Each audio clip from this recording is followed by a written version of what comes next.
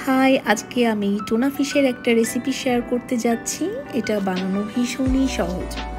তো এটার জন্য আমরা প্রথমেই টুনা ফিশের ক্যান নিয়েছি 2টা। ক্যানের ভিতর যে এক্সট্রা তেলটা ছিল সেটা আমরা ঝরিয়ে নিয়েছি। তেল ছড়ানো হলে একটা বোলে ফিশটা নিয়ে নিয়েছি।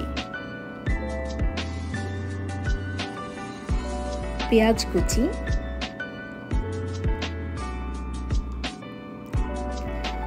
আমরা এখানে 2 টেবিল চামচ পেঁয়াজ কুচি ইউজ করেছি।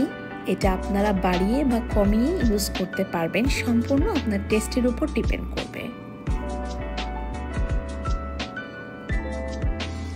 আমাদের প্রয়োজন হচ্ছে 2টা টমেটো, 3টা ডিম ও 2.5 টেবিল চামচ ওটমিল। ডিম অ্যাড করছি।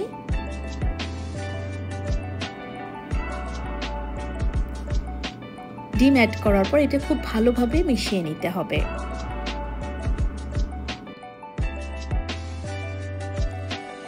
আর মেশানোর পর এটা দেখতে এমন হবে।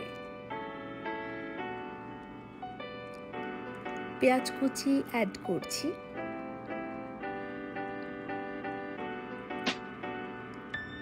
টমেটো কুচি,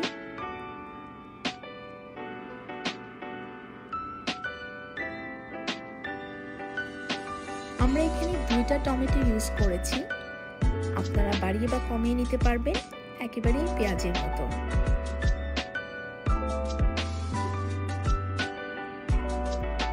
টমেটো কুচি অ্যাড করছি।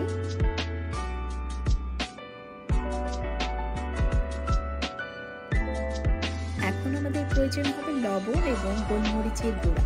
আমরা এখানে হাফ টিস্পুন করে গোলমরিচের গুঁড়া এবং লবণ ইউজ করেছি।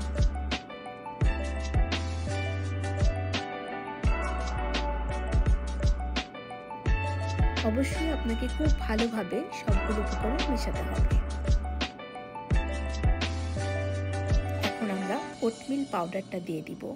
আমরা যে ওটমিল নিয়েছি সেটাকে পাউডার করে সেটা আমরা দিয়ে দিচ্ছি এবং এখন এটাকে খুব ভালোভাবে মেশাতে হবে। সবগুলো আইটেম এখন এখানে আমাদের আছে, সো আমরা এগুলো সব ভালো করে মিশিয়ে নিব। আর আমি এখানে আসলে বেকিং পাউডারটা ইউজ করেছিলাম, যেটা আমি আসলে ভিডিও ক্যাপচার করতে ভুলে গিয়েছি, সো এটা অবশ্যই আপনারা দিবেন। চুলায় প্যান গরম করে তাতে 1টা কিউব বাটার দিয়ে দিয়েছি। এখন বাটারটাকে মেল্ট করতে হবে।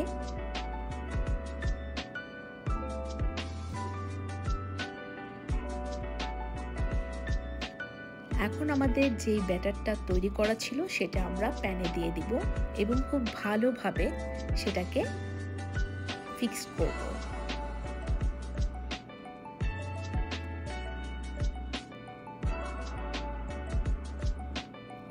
এখন আমরা এটাকে কভার করে দিব এবং এটা তৈরি হতে থাকবে। সো এটা আমরা আসলে 5 থেকে 6 মিনিটের জন্য বেক করব মিডিয়াম জালে।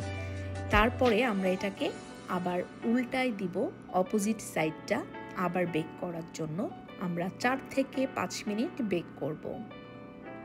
লো মিডিয়াম আঁচে রাখবো। আমাদের ফিশ কেকটা কিন্তু রেডি হয়ে গিয়েছে, দেখতে পাচ্ছেন। সো এটা আসলে ভীষণই সহজ বানানো। আমি আপনাদের এখন ফিশ কেকটার কেটে দেখাচ্ছি যে ভিতরে দেখতে কেমন হবে। দেখতেই পাচ্ছেন পুরো রেডি হয়ে গিয়েছে। এটা ভীষণই হেলদি এবং খুবই সহজ বানানো। আশা করছি আপনারা অবশ্যই ট্রাই করবেন।